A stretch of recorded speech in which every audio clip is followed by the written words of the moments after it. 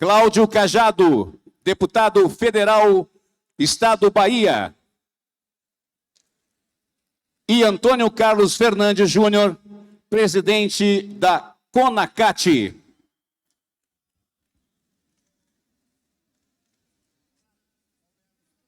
Acho que agora está indo. Nós temos aqui... Tem um delayzinho aqui.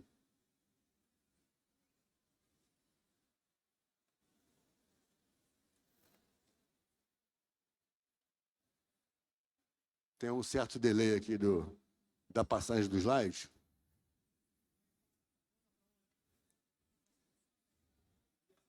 Aponta para aí? Está indo, mas só que tem um delay que eu não sei se ele passou ou não, né? Isso. Será que a bateria está fraca? Tá. Então, eu vou falando próximo, por favor, tá bom? Próximo, por favor. Bom, aqui eu já começo com uma síntese das propostas PEC 45 e PEC 110, que estão sendo discutidas na Câmara dos Deputados, no GT de reforma tributária, inclusive o deputado Mauro Benevides faz parte do GT. Essas PECs, nós detectamos aqui 4 tipos de perdas para os municípios. Perda estática. Perda estática de arrecadação tem a ver mais com municípios maiores, médios e grandes, que pedem a receita passando mais para o município de destino, sem problema. Então, nesse tipo de perda, alguns municípios perdem e outros ganham. Agora, o segundo tipo de perda é a perda dinâmica, na qual todos os municípios perdem. Por quê?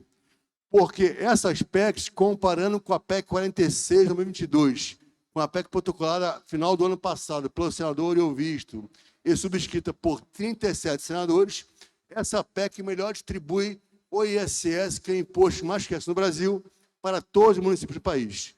Então, as PECs 45 e 110, elas tiram o ISS dos municípios, que é o imposto que mais cresce, e ele passa, é distribuído para a União dos Estados, a base de serviços, e os municípios recebem de volta um IBS, Imposto sobre Bens e Serviços, que tem um potencial de crescimento muito menor. Vou mostrar os números doravante. O terceiro tipo de perda para os municípios é a perda pelo aumento das despesas correntes. As propostas da PEC 45 e 110, ao quererem aumentar a tributação no setor de serviços, fazem com que as despesas correntes dos municípios aumentem, porque o município contrata muito serviço. E como o serviço vai ficar mais caro, vai ficar mais caro o orçamento municipal no tocante às despesas correntes.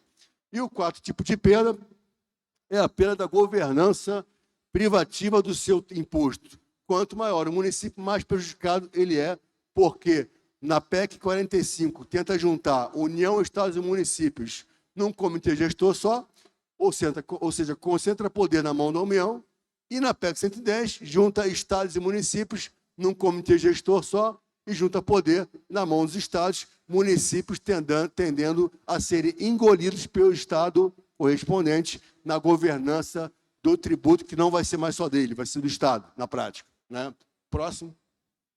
Aqui, esse livro é um livro que eu publiquei, está em 2ª edição, vai ser lançado agora a 3ª edição, está no site www.simplificajar.org.br. Você pode baixar o PDF do livro integral e lá está tudo explicadinho dos problemas das PECs 45 e 110 e como nós temos que resolver o problema da tributação no consumo no país e melhor distribuir a receita para todos os municípios. Próximo. Próximo. Vamos falar rapidamente dos impactos das PECs 45 e 110 para os municípios, dos problemas dessas PECs, problemas estruturantes, o que temos que resolver de verdade. Fala da PEC 46, Simplificar Já, que procura fortalecer os municípios, e os próximos passos políticos. Próximo. Próximo. Essas PECs 45 e 110 tentam juntar 5 tributos num só. O IPI, o PIS e COFINS federal, com o ICMS estadual e ISS municipal, em um tributo só, que teria a governança em tese dos 3, mas acabando concentrando poder nas mãos da União. Na PEC 110, tenta juntar a PIS/COFINS federal com a contribuição de bens e serviços e juntar os ICMS com os ISS, e na prática ficaria uma governança dos estados, os municípios perdendo essa governança do seu tributo próprio sobre o consumo.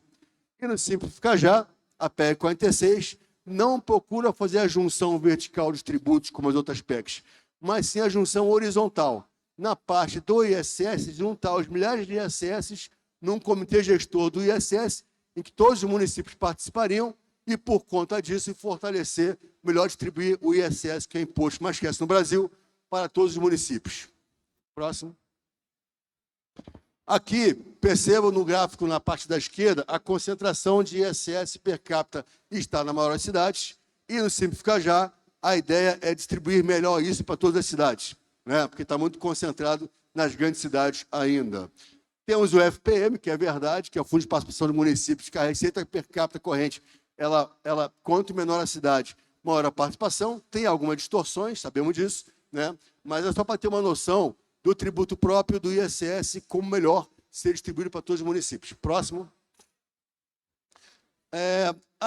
Já há uma certa equidade de receita per capita quando eu falo em municípios por faixa populacional, quando eu falo de receita corrente per capita por faixa populacional, como este gráfico mostra. Mas, mesmo assim, o Simplificar Já procura, com o ISS, que é o imposto mais esquece, melhor distribuir para todos os municípios. Próximo. Aqui o número que eu me referi àquele segundo tipo de perda, que é a perda dinâmica. Ou seja, o ISS, que é o imposto mais esquece, esse imposto, fazendo a projeção de 15 anos para frente, daqui para frente, se os municípios entregam o ISS no IBS, os municípios perderiam, no total, 354 bilhões de reais em 15 anos. Por quê? Porque a base de serviço iria mais para a União e o Estado. O município teria a base de mercadoria e serviço, mas muito mais mercadoria que serviço, e, por conta disso, os municípios perderiam o potencial de crescimento do ISS, e está aqui o número em 15 anos, a diferença. Próximo. Próximo. As PECs 45 e 110, que é o que está sendo discutido mais na Câmara, porque é uma tendência do governo, elas querem unificar tributos da União, Estados e municípios. Por quê? Por dois motivos principais. Alegam que o setor de serviço paga menos tributo que a indústria, e alegam que elas trarão crescimento econômico. Próximo. Na verdade, esses argumentos não se sustentam. Próximo. O setor de serviços já paga tanto tributo quanto a indústria e o comércio, quando se considera a tributação da folha. Alberto, você está falando de setor de serviço, estão falando aqui de município, porque eles estão umbilicalmente ligados, o setor de serviços e os municípios. Porque se aumenta a carga tributária do setor de serviços, na junção desses aspectos do ISS com o ICMS, no IBS, isso acontece ao mesmo tempo em que o município perde ISS e perde aquele potencial de crescimento de mais 350 bilhões de reais em 15 anos. Né? Então, próximo. Também alegam que com as PECs 45 e 110 vai ter crescimento econômico pela simples aprovação das PECs. Isso não é bem assim. Por quê? Porque a alteração do sistema tributário, nenhum país do mundo tem registro de crescimento econômico porque mudou o sistema tributário. Primeiro ponto. E segundo ponto, que os estudos econômicos que foram oferecidos, que prometem o crescimento, na verdade, tem muita crítica em relação a eles. Próximo. Então, o sistema tributário ele é importante ser melhorado, mas não quer dizer, porque alterou o sistema tributário, que o país vai crescer. Tem vários fatores, inclusive com política industrial, por exemplo, para o Brasil, que é um país pobre, volte a crescer. Próximo. Economistas, como esse doutor pela FGV, vão dizer que a alteração do sistema tributário não é variável relevante para registrar crescimento econômico. Próximo. E ele cita literatura extensa em relação a isso. Próximo. Os estudos que a PEC 45 a 110 prometem crescimento econômico, esses estudos aqui, está disponível no site, não tem sustentabilidade, conforme outros economistas relevantes dizem. Próximo. Por exemplo, Pedro Valls, economista PhD pela London School of Economics, vai dizer que são estudos frágeis, que não dá para prometer crescimento econômico com esses estudos. Próximo. Economistas como Wagner Ardeu, vice-presidente do Instituto Brasileiro de Economia, da FGV, José Alberto Afonso, pai da Lei de Responsabilidade Fiscal e outros, vão dizer que esses estudos não têm sustentabilidade porque deixam muita variável de fora. Próximo.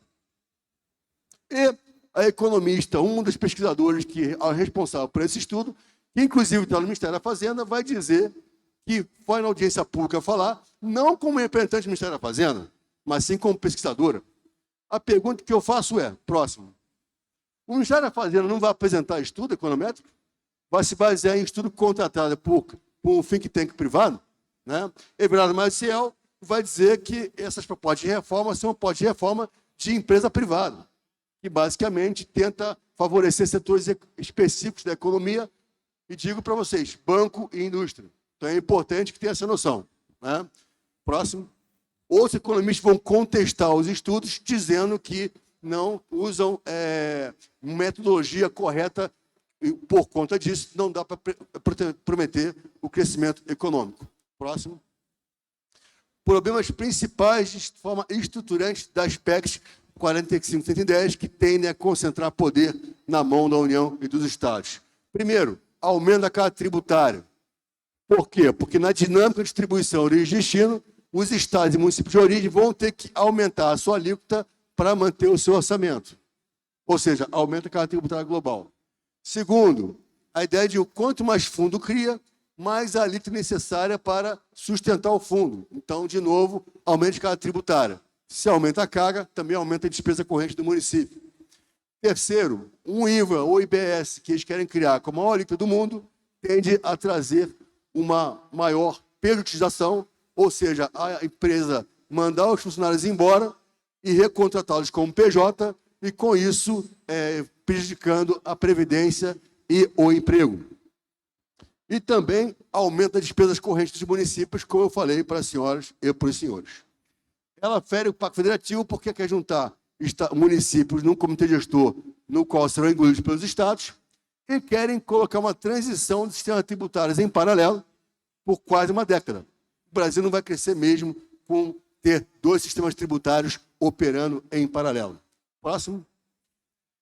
Um comitê gestor da PEC 45, municípios terem a ser engolidos pelos Estados e União. Próximo. Um comitê gestor da PEC 110, municípios terem a ser engolidos pelos estados. Próximo.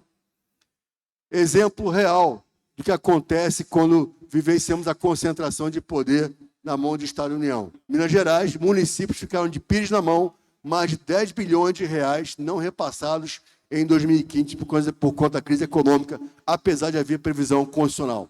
Próximo. A despesa corrente que eu falei que aumentariam, 120 bilhões de reais de aumento de despesa corrente em 10 anos. Próximo. O doutor Api, que é o responsável técnico por essas reformas, vai dizer que a transição que elas propõem, ele vai dizer, a palavra dele, que quer chegar no céu, tem que passar no purgatório. Então, o Brasil tem que passar no purgatório por quase uma década para depois ter um crescimento econômico que só o seu sabe se vai ver. É isso mesmo? Próximo. Já repetindo as perdas, os tipos de perda para os municípios. Próximo. Temos que resolver de verdade. Próximo. A tributação no consumo. 3 cliques, por favor. 1, 2, 3. Volta. Não, pode avançar. Pode avançar. Avança. Temos que resolver a tributação da renda e patrimônio, que resolve a progressividade.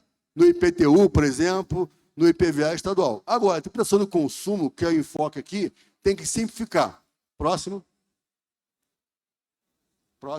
A PEC 46 tem 3 partes. A reforma do ISS, a reforma do ICMS, a reforma da folha, para desoneração parcial da folha, uma parte que é infraconstitucional, que resolveu o problema da PIS/COFINS. Vou falar aqui só do ISS, que é aquela de melhor distribuição da receita para todos os municípios. Próximo.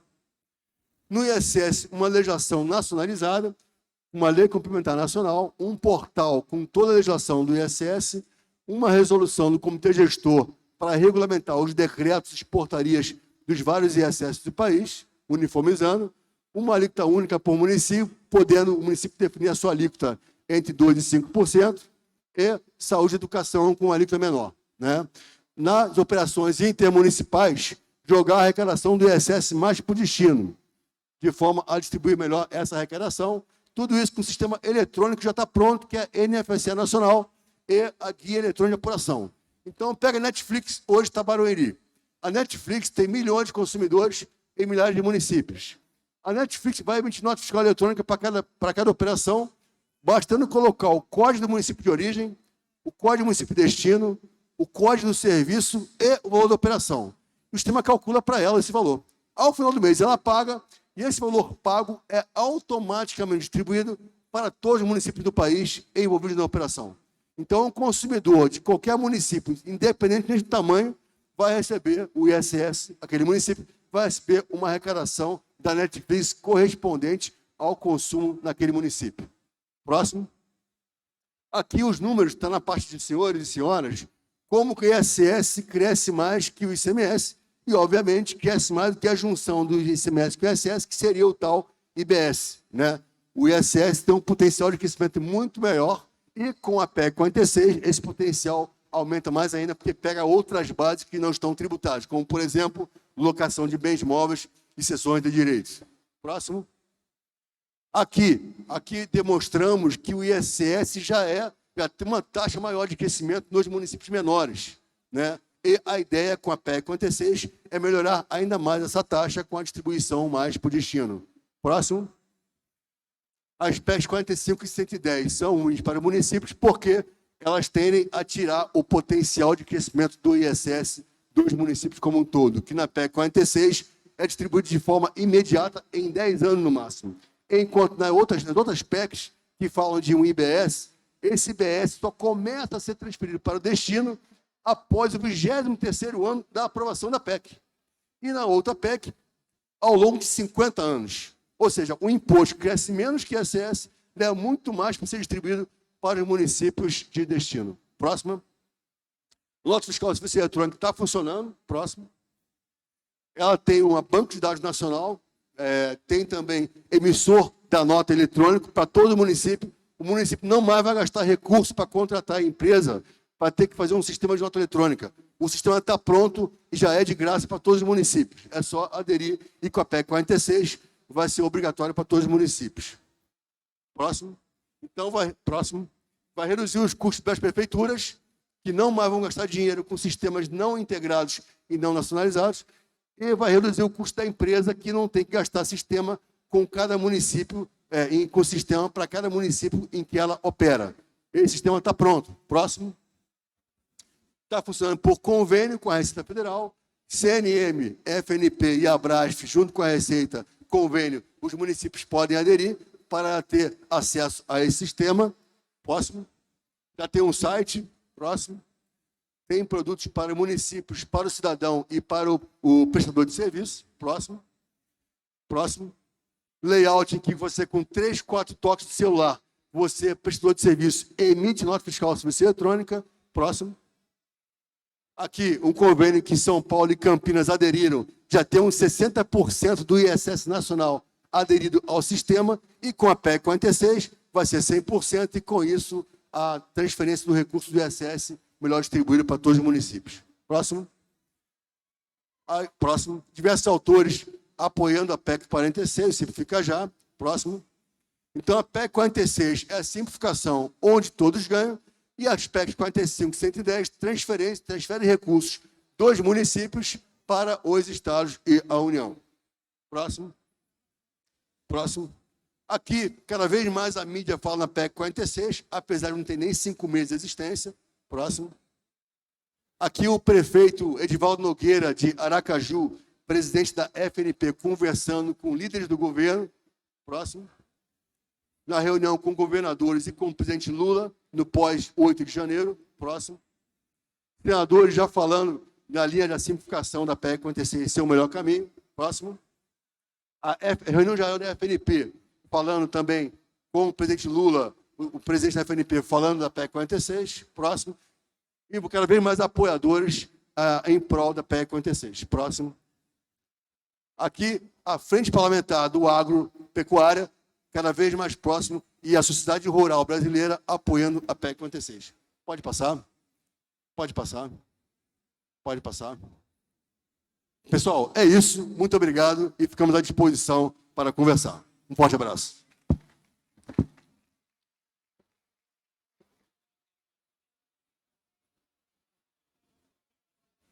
Oi, som. Queremos agradecer a participação do Dr. Alberto Macedo, dizer da nossa alegria e contribuição a este grande evento. Antes de passar a palavra ao deputado Cajado, da Bahia, a UVB agradece a sua grande contribuição a este evento, como também agradece ao deputado Mauro Benevides. Faço questão de registrar com alegria, nessa manhã, a presença aqui no evento do deputado Carlos Gaguinho, do Tocantins. Para que nós possamos ganhar tempo, eu passo nesse momento a palavra ao forte deputado Cajado, ali da Bahia. Obrigado, Acef, vice-presidente aqui no exercício da presidência. Dê meu abraço ao presidente da UVB, Gilson. Quero cumprimentar meu colega, deputado federal Mauro Benevides, um dos mais brilhantes parlamentares que integram o Congresso Nacional, filho do meu grande amigo Mauro Benevides, senador da República, a quem eu tenho um carinho muito grande pelo seu pai, Mauro. Alberto, que proferiu uma belíssima palestra agora sobre a questão da reforma tributária. Antônio Carlos, prazer estar com você aqui. Quero cumprimentar todos os vereadores e vereadoras que estão presentes aqui nessa marcha. Eu que fui vereador em 1988 e aprendi a fazer política como vereador, estabelecendo os contraditórios, atendendo a demanda da comunidade e hoje, no 8º mandato consecutivo como deputado federal. Eu tenho um respeito muito grande pelos vereadores, porque é quem, na verdade, faz a política na sua grandiosidade. E uma marcha como essa, em que tem palestrantes altamente capacitados, instrui e faz com que os trabalhos legislativos possam ter qualificação nos debates nas respectivas câmaras municipais. Eu fui convidado aqui para poder fazer uma rápida apresentação a respeito da legislação mais importante que a Câmara dos Deputados do Senado Federal votará neste ano, que é o que está sendo denominado do arcabouço fiscal. Eu, pessoalmente, não gosto muito dessa palavra arcabouço, porque remete a osso. Osso remete a restos mortais. Eu prefiro o novo marco fiscal. Portanto, nós vamos, na Câmara dos Deputados, e eu fui designado pelo presidente Arthur Lira para relatar esse projeto, votar uma lei que vai substituir o teto de gastos. O que é o teto de gasto e o novo marco fiscal? São regras jurídicas que estabelecem que o governo não pode gastar mais do que o que arrecada. Esse é o princípio que ensejou a, inicialmente, fazermos vários ajustes fiscais e culminou com o teto de gasto em 2016. Porém, o teto de gasto mostrou-se frágil em alguns momentos que o país precisava que o governo pudesse cobrir determinadas despesas e até avançar nos investimentos. A exemplo do Covid-19, da pandemia. Ora, se o teto de gasto, uma legislação que no seu tempo foi muito útil, mas teve que ser adaptada, nós tínhamos que fazer uma nova legislação. E com a eleição do presidente Lula, no ano passado, em dezembro do ano passado, a Câmara dos Deputados e o Senado Federal votou a PEC da transição. E essa PEC da transição abriu um espaço orçamentário para que o governo fizesse frente a algumas despesas que estavam previstas, como, por exemplo, o aumento do Bolsa Família de R$ 400 para R$ 600 e tivesse uma pequena capacidade para investimento. Então, foi alocado no orçamento o valor de 75 bilhões, além das despesas correntes. Ora, dentro do bojo da PEC da transição, estabeleceu-se que o governo, que iria tomar posse, como de fato tomou em janeiro desse ano, teria que enviar até o mês de agosto uma lei que estabelecesse novos critérios para os gastos públicos. E é justamente essa lei que nós estamos denominando de novo marco fiscal, que eu estou relatando e que será submetida à apreciação do plenário da Câmara dos Deputados, eu acredito, nesse mês de maio próximo. O que diz o novo marco fiscal? Ele prevê, primeiro, que você tem que, para ter as despesas asseguradas em um patamar de elevar a receita. O princípio básico é que ele vai ter um crescimento da receita para poder ter o crescimento da despesa. É uma lógica de que você não pode gastar mais do que o que arrecada. Porém, como nós estamos com déficit, ou seja, o resultado primário está deficitário, ou seja, o governo está gastando mais do que o que está arrecadando, para este ano nós estamos prevendo um déficit de 0,5%. Para o ano de 2024, zera o déficit, vai ficar em zero. E a partir de 2025, para os anos seguintes, 0,5%, 1% e 1,5%. Então, essa lei vai ultrapassar o período do mandato do atual presidente da República e vai atingir um futuro governo que perpassa os 4 anos de mandato.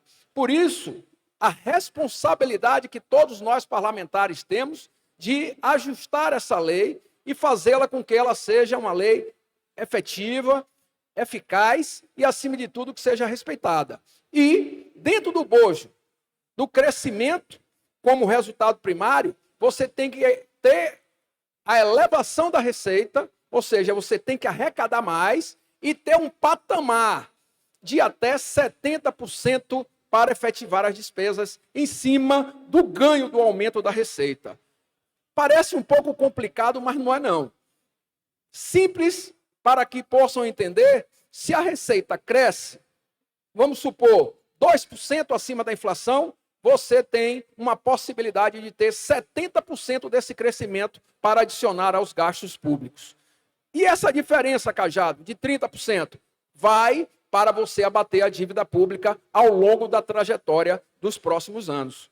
E se a meta ultrapassar 2,5% do que tem de previsão de receita, você pode incluir em novos investimentos até um teto de 25 bilhões. Ou seja, essa lei, Mauro, ela é inteligente.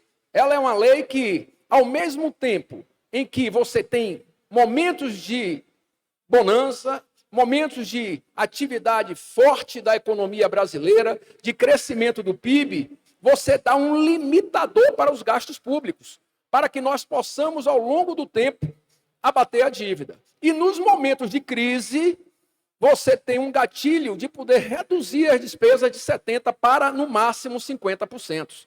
E por que, nesses momentos de crise, nós precisamos ter gastos públicos? Porque, primeiro, o crescimento vegetativo, como nós denominamos no orçamento, do gasto público, das despesas, ocorre independente da vontade do governante. As câmaras de vereadores aqui, através dos senhores e das senhoras presentes, nos municípios que não têm a previdência no regime geral e é regime próprio, vocês veem que ano após ano existe um reajuste. A inflação tem que ser corrigida. E a previdência social no Brasil, ela cresce vegetativamente, muitas vezes com e acima da inflação. Então, nós precisamos ter em mente de que os gastos públicos, eles são necessários, porque como é que você vai deixar de pagar a previdência? Em relação a determinados programas de transferência de renda, nós votamos no ano passado o aumento do Bolsa Família de R$400 para R$600. Como é que nós não vamos poder pagar a essas famílias necessitadas? Então, o poder público, ele age como indutor do crescimento, mas também de justiça social para principalmente os mais humildes e necessitados. Dentro desse conceito é que o novo marco fiscal foi apresentado à Câmara dos Deputados para que nós possamos votar. Obviamente que eu, como relator, não vou expor aqui as minhas ideias e opiniões pessoais sobre esse projeto. Farei no momento oportuno, no momento que apresentar a relatoria ao plenário da Câmara. Porém, eu estou aberto a sugestões. Então, Assif, eu lhe peço, e aos vereadores aqui presentes, podem entrar em contato com o meu gabinete, aqui em Brasília, gabinete 630 do anexo 4, pode mandar sugestões para meu e-mail, deputado Cláudio Cajado, que eu terei a maior boa vontade de poder ouvir as sugestões e as críticas construtivas. Não adianta também ser contra e não apresentar uma solução ou um caminho a seguirmos. A crítica, ela é positiva quando você diz que não concorda, mas que mostra um outro caminho e justifica as razões pelas quais aquele caminho é melhor do que a que você está contestando.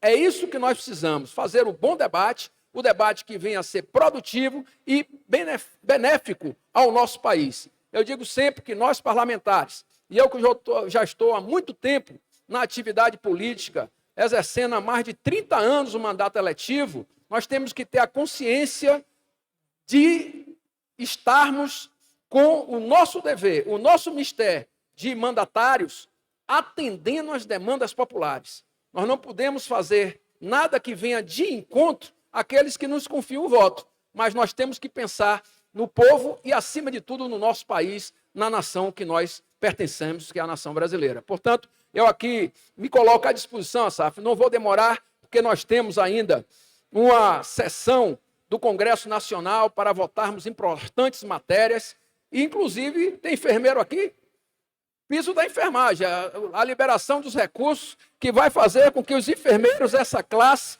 tão importante para o país, que foi heróica no momento da pandemia, possam ter finalmente seus salários e seu piso salarial minimamente elevado para que haja essa diminuição do gap com os médicos. Eu não sou contra médico, pelo contrário, sou a favor. Mas o médico não pode ganhar 20 e tantos mil reais e o enfermeiro 2 e pouco. É injusto. E nós estamos fazendo aqui a justiça em nome da classe dos enfermeiros e que trabalha na saúde. Portanto, eu agradeço a todos. Me coloco à disposição, como disse anteriormente. Boa marcha para vocês, bom dia e fiquem com Deus. Muito obrigado ao deputado Cajado. Acho que é muito importante, poucos se colocam à disposição nesse sentido. E eu tenho certeza que os vereadores, deputado Cajado, têm muito a contribuir, a dar contribuição nessa reforma. E o senhor faz um ato importante, se coloca à disposição, colocando o seu gabinete à disposição dos vereadores para ouvir realmente quem está na base. Então, muito obrigado. Para dar continuidade, eu também convido agora o deputado Mauro Benevides para dar continuidade a essa importante palestra. Obrigado. Bom dia, pessoal. Bora ver aí o pessoal aí que está trocando ideias aí, conhecendo novos vereadores e vereadoras. Primeiro, agradecer ao presidente Gilson e ao nosso vice Assaf pela oportunidade de me convidar para falar um pouco sobre esses dois pontos, a reforma tributária e o próprio arcabouço que acaba de ser exposto por esse extraordinário deputado, experiente na casa, que é o deputado Cajado, e sobre ele a responsabilidade de apresentar ao país esse redesenho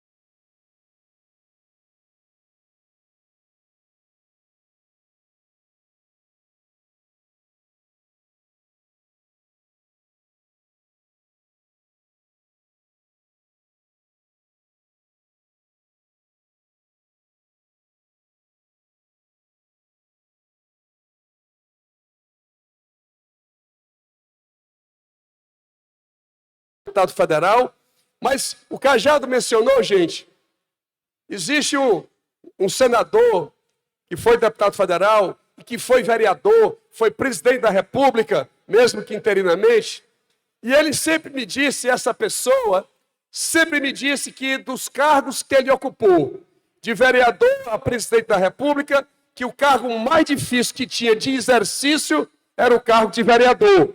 E ele dizia que até o nome termina com dor, vereador. Aí eu disse, rapaz, como é que pode um negócio desse? E aí eu estava num plenário, falei essa história, aí uma pessoa se levantou e disse, mas deputado Benevides, tem outro que termina com dor. Ele disse, qual é? Ele disse, não, mas tem um senador. Não, você está enganado. Senador é sem a dor. Ou seja, nem se equipara ao exercício diário que o vereador faz nas suas comunidades, nos seus distritos, enfim. É importante o papel que vocês exercem na democracia brasileira. Mas vamos lá. Reforma tributária, existem várias versões. Aqui está em discussão hoje, tem 3 pontos que a gente precisa realçar. Primeiro, é acabar com essa pluralidade de regras, Constituição, lei complementar, lei ordinária, decreto, instrução normativa, portaria. É um calhamaço que é difícil para o empresário, seja no ISS, seja no ICMS. É legislação que não acaba mais. E, além disso, para cada estado vai ter uma legislação. Então, é difícil. É uma empresa que quer trabalhar em 2 municípios ou em 3 estados, ela vai encontrar uma dificuldade muito grande, tem que contratar advogados, tem que contratar contadores, isso vai encarecendo a sua gestão, e é por isso, portanto, que a reforma tributária primeiro tem que vir. Segundo ponto, a reforma tributária não pode aumentar a carga tributária brasileira. O povo está cansado de ter imposto no lombo e nós não vamos permitir que isso efetivamente aconteça. Carga tributária vai ficar... Aliás, ela até pode diminuir, mas a estrutura governamental vai procurar manter um pouco essa carga que aí está celebrada no Brasil. Terceiro, a reforma tributária, com toda essa simplificação, ela permite que as empresas com custos menores possam crescer mais rapidamente, se tornarem mais competitivas, inclusive no mercado internacional. E é por isso, portanto, que há essa preocupação. Primeiro ponto que sempre foi polêmica. Estados e municípios não queriam ficar no mesmo balaio da União, para não ficar sob a tutela da União todo o tempo. A proposta da reforma tributária, ela vai fazer 2 IVAs. IVA quer dizer imposto sobre valor adicionado. Imposto sobre valor adicionado. E o IVA, para que os estados e municípios não ficassem na tutela da União, nós vamos criar o que a gente chama de IVA dual. 2. O IVA do governo federal e o IVA para estados e municípios, só que tem um detalhe. Com a mesma legislação.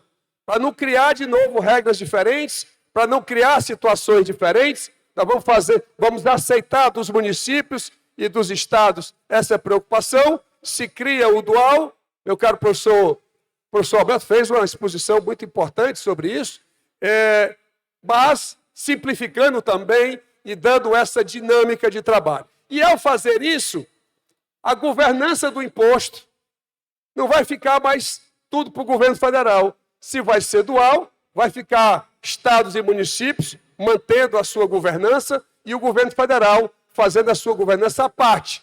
Portanto, os estados e municípios se sentiram também um pouco mais aliviados, vamos dizer assim.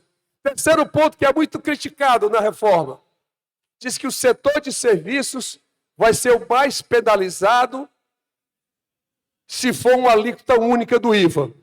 Também já está praticamente pacificado que na nossa reforma vai ter uma alíquota de referência e mais 2 outras alíquotas para poder contemplar com mais ênfase o setor de serviço. Porque o setor de serviço hoje paga o quê? No máximo 5% de ISS, 4, 3 ou 2, o que for, paga mais 3,65% de PIS/COFINS e mais um outro imposto, dá mais ou menos 11, 12%. Se a alíquota do IVA for 25%, você estaria aumentando a carga tributária do setor de serviço de 11, 12 para 25%. Então, nós vamos evitar essa história de que vai haver aumento de carga tributária, porque nós vamos criar 2 alíquotas para que a gente coloque, insira dentro dessas alíquotas essa preocupação com o setor de saúde, setor educacional, o transporte coletivo, a construção civil, enfim, segmentos que, se fosse uma alíquota única, você teria um aumento de carga tributária, mas tendo alíquotas diferenciadas, você permite que esse impacto não aconteça. Isso é um ponto importante da reforma tributária, que você acalmou muito fortemente todas essas pressões que estavam lá colocadas. O terceiro ponto é a questão do agronegócio. Pessoal que trabalha mais no agro, pessoal mais do sul, do sudeste e do centro-oeste também, porque hoje o agro ele tem o que nós chamamos de crédito presumido. Quando a empresa vai pagar o seu imposto, ela tem um crédito que ela abate do valor do imposto a ser pago. Pois bem, com a reforma tributária, os incentivos fiscais vão desaparecer. Então, o agro vai perder, vai aumentar o seu custo pelo menos em 1/4, né, em 25%. Mas nós já estamos também tratando dessa questão do agro, que é uma preocupação nossa. Ora, gente, a Câmara tem 513 deputados, mas o presidente Arthur Lira e os partidos escolheram 12 deputados desses 513 para tocar todos esses pontos. Eu agradeço muito ao meu partido, ao PDT, eu sou o indicado para estar naquela comissão e eu estou procurando fazer o melhor para o meu país, ter a melhor solução que se possa efetivamente acontecer. Em relação ao arcabouço fiscal, que o deputado Cajado acaba de falar, realmente é uma regra diferenciada de gastos do governo federal. Quero dar o primeiro detalhe, que é o seguinte: vocês precisam dominar essa situação que eu vou falar agora. Nesse novo regime fiscal, vocês sabem que nos municípios, o prefeito tem que aplicar 25% em educação e 15% em saúde. Esse é o percentual. Os municípios aplicam muito mais, 18%, 19%, mas, enfim, o governo faz 25% e 15%. Na União, olha a diferença. A União tem que aplicar 18% em educação e 15% em saúde. Já os estados, 25% em educação, 12% na saúde. Pois bem, quando veio o tal teto do gasto, quem é que já ouviu falar no teto do gasto? Só para eu... poxa, o pessoal está antenado. Quando veio o teto do gasto para o governo federal, em vez do gasto com saúde e educação aumentar de conformidade do aumento da arrecadação, o gasto com saúde e educação, em vez de aumentar com o crescimento da receita, que é a regra constitucional brasileira, quando o teto do gasto veio, ele suspendeu essa vinculação, e aí os gastos do governo federal em educação e saúde só podia aumentar até o valor da inflação. O que se arrecadasse a mais, em 2021 se aumentou 17% a mais da inflação, 2022 7% a mais do que a inflação. O que é que aconteceu? O teto do gasto foi feito para pressionar esses dois gastos para baixo e sobrar dinheiro para pagar o sistema financeiro. O teto do gasto foi feito para isso. Nesse arcabouço fiscal, é importante que vocês dominem isso. Nesse arcabouço fiscal, vai ser devolvido a vinculação dos gastos de saúde e educação, vão voltar a estar vinculados ao crescimento da receita. Isso vai dar para a União, pelo menos para o ano, mais uns 25 bilhões de reais, para vocês terem ideia, e, portanto, melhorar o SUS, atualizar a tabela dos procedimentos. Tem muita coisa importante. Precisa ser modificada algumas coisas? Sim, mas o início do raciocínio é de que realmente saúde e educação vão estar com um tratamento diferenciado do que o teto do gasto ofereceu até hoje. E é por isso, portanto, que a gente tem que tratar essa questão com muito carinho. Os municípios estão tendo um problema esse ano, porque como a taxa de juros subiu demais, vocês vão começar a perceber que o repasse de ICMS para os municípios deu lá uma sustentada ou até uma quedazinha, apesar do FPM, os municípios que têm o maior aporte de FPM, apesar do FPM estar se sustentando, pelo menos com a variação da inflação, ele está se sustentando. Então, se a atividade econômica voltar a crescer, aí novamente você retoma a estrutura de receita e você poderá, portanto, investir melhor, não só no município, no Estado e no próprio governo federal. Porque isso tem atormentado, eu tenho recebido muitos prefeitos no meu gabinete e eu tenho tentado explicar isso também. Até porque, se vocês talvez não saibam, eu sou o autor da emenda constitucional de número 127, que encontrou a fonte de recursos para pagar o piso da enfermagem em todo o território brasileiro. Eu construí essa emenda constitucional, foi aprovada ontem na comissão, a emenda constitucional foi aprovada em dezembro de 2022. Ontem, o governo federal enviou para a gente a abertura do crédito orçamentário para que esse dinheiro que eu encontrei pudesse ser repassado para estados e municípios. Então, esse dinheiro vai facilitar, é bom que vocês saibam disso, vai facilitar o pagamento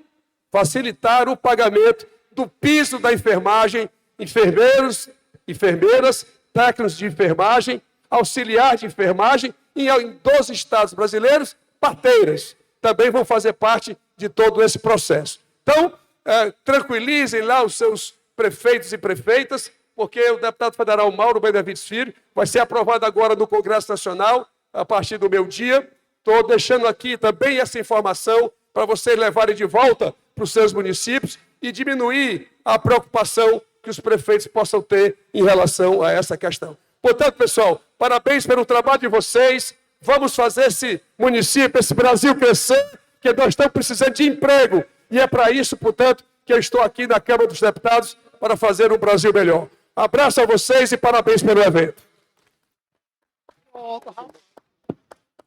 Quero agradecer o deputado Mauro Benevides. A UVB abraça e está de portas abertas para recebê-lo sempre que necessário.